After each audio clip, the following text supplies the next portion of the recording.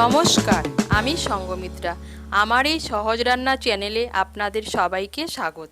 আজ আমি রান্না করছি ডিম সোয়াবিন কষা। আপনাদের যদি এই রান্নাটা ভালো লাগে তাহলে লাইক এবং শেয়ার করবেন, আর আমার এই সহজ রান্না চ্যানেলটাকে সাবস্ক্রাইব করে পাশের বেল আইকনটা দাবাতে ভুলবেন না। ডিম সোয়াবিন কষা বানানোর জন্য প্রথমেই লাগবে সোয়াবিন। এখানে আমি 50 গ্রাম সোয়াবিন নিয়েছি। নিয়ে সোয়াবিনটাকে আমি নুন দিয়ে সেদ্ধ করে নিয়ে ভালো করে ধুয়ে নিয়েছি। আর লাগবে ডিম। এখানে আমি 4টে মুরগির ডিম নিয়েছি। লাগবে আলু। আমি একটা মাঝারি সাইজের আলু সেদ্ধ করে টুকরো করে কেটে নিয়েছি। আর লাগবে পেঁয়াজ কুচি। বাটা মশলার মধ্যে নিয়েছি রসুন বাটা, আদা বাটা, কাঁচা লঙ্কা বাটা। লাগবে টমেটো বাটা। গুঁড়ো মশলার মধ্যে নিয়েছি হলুদ গুঁড়ো, লঙ্কা গুঁড়ো, জিরে গুঁড়ো, ধনে গুঁড়ো, গরম মশলার গুঁড়ো। ফোড়নের জন্য নিয়েছি তেজপাতা, গোটা গরম মশলা, গোটা জিরে। লাগবে স্বাদ মতো নুন, লাগবে কাঁচা লঙ্কা। আর রান্নাটা আমি করব সর্ষের তেলে। কড়াইতে আমি 2 বড় চামচ সর্ষের তেল দিয়ে দিয়েছি। তেলটা আমার গরম হয়ে গিয়েছে। এর মধ্যে প্রথমে আমি ডিম, আলু আর সয়াবিনগুলো ভেজে নেব। আমি ডিম আর আলুগুলোকে নুন আর হলুদ মাখিয়ে নিয়েছি। আর ডিমগুলোকে আমি হালকা একটু চিড়ে নিয়েছি। প্রথমে আমি ডিমগুলো ভেজে নেব, তারপরে ওই তেলের মধ্যে আলু আর সয়াবিনগুলো ভেজে নেব। এই দেখুন ডিমগুলো আমার ভাজা হয়ে গিয়েছে। আমি ডিমগুলোকে তুলে নিচ্ছি। এই তেলের মধ্যে আমি আলুগুলো ভেজে নিচ্ছি। আমি একটা মাঝারি সাইজের আলু ডিমের সঙ্গে সেদ্ধ করে নিয়েছি। নিয়ে টুকরো করে কেটে নিয়েছি। আমি আলুটাকেও নুন আর হলুদ মাখিয়ে নিয়েছি। আলুটাকেও আমি ভেজে নেব। এই দেখুন আলুগুলোকেও ভেজে নিয়েছি। আমি আলুগুলোকেও তুলে নিচ্ছি। তুলে নিয়ে এই তেলের মধ্যে আমি সোয়াবিনগুলো ভেজে নেব। আমি এখানে 50 গ্রাম সোয়াবিন নিয়েছি। নিয়ে সোয়াবিনটাকে নুন দিয়ে সেদ্ধ করে নিয়ে ভালো করে ধুয়ে নিয়েছি। ধুয়ে জলটাকে ভালো করে ঝরিয়ে নিয়েছি।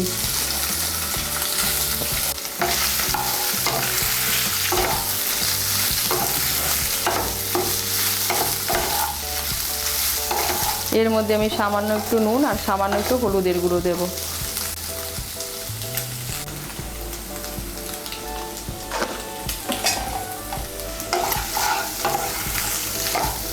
নুন হলুদটা মিশিয়ে নিয়ে সোয়াবিনটাকে ভেজে নেব।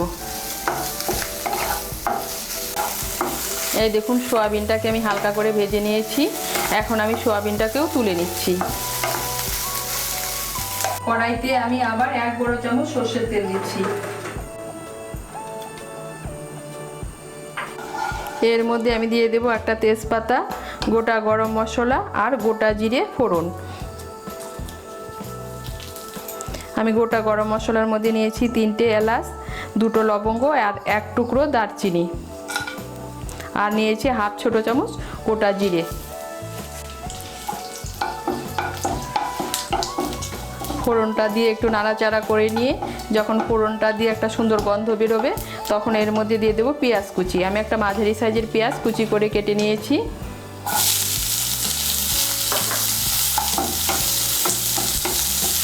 পেঁয়াজ কুচিটাকে বাদামি করে ভেজে নেব।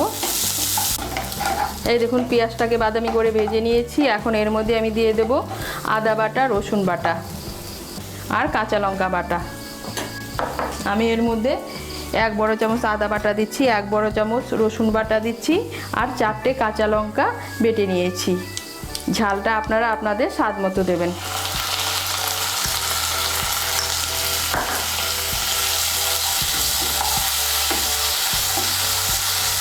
আদা বাটা, রসুন বাটা, কাঁচা লঙ্কা বাটাটাকে পেঁয়াজ কুচির সঙ্গে ভালো করে মিশিয়ে নিয়ে এর মধ্যে আমি টমেটো বাটাটাও দিয়ে দেবো। আমি একটা মাঝারি সাইজের টমেটো বেটে নিয়েছি।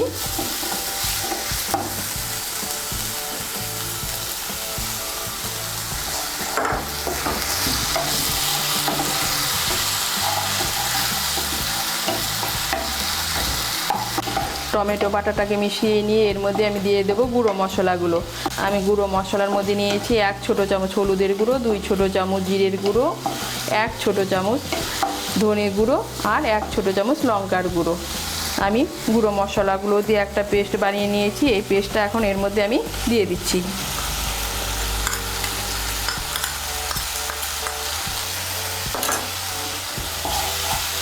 মশলাগুলোকে ভালো করে মিশিয়ে নিয়ে আমি মশলাটাকে ভালো করে কষিয়ে নেব। এই দেখুন মশলাটাকে ভালো করে কষিয়ে নিয়েছি। এখন এর মধ্যে আমি দিয়ে দেব ভেজে রাখা ডিম, আলু আর সয়াবিন।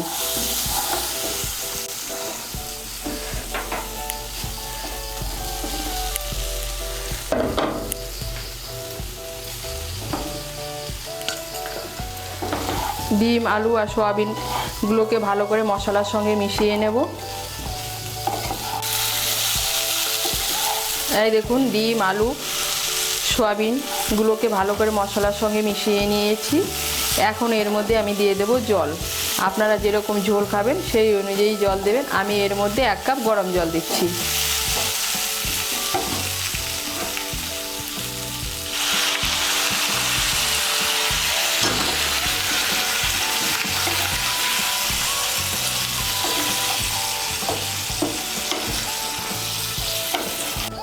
এখন এর মধ্যে আমি দিয়ে দেব স্বাদ মতো নুন।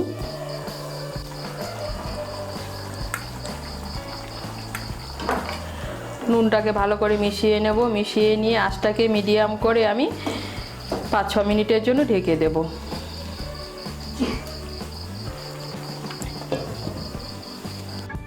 আঁচটা মিডিয়াম করে আমি 5-6 মিনিটের জন্য ঢেকে দিয়েছিলাম।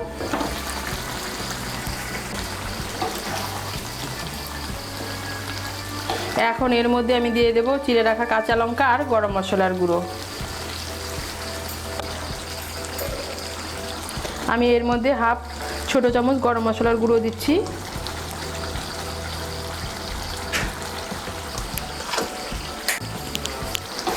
গরম মশলার গুঁড়োটা ভালো করে মিশিয়ে নেব।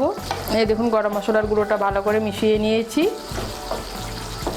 আর আমার তৈরি হয়ে গেল ডিম সয়াবিন কষা। এখন আমি গ্যাসটা বন্ধ করে দিয়ে 2-3 মিনিটের জন্য ঢেকে রেখে দেবো। 2-3 মিনিট পর ঢাকনা খুলে পরিবেশন করব।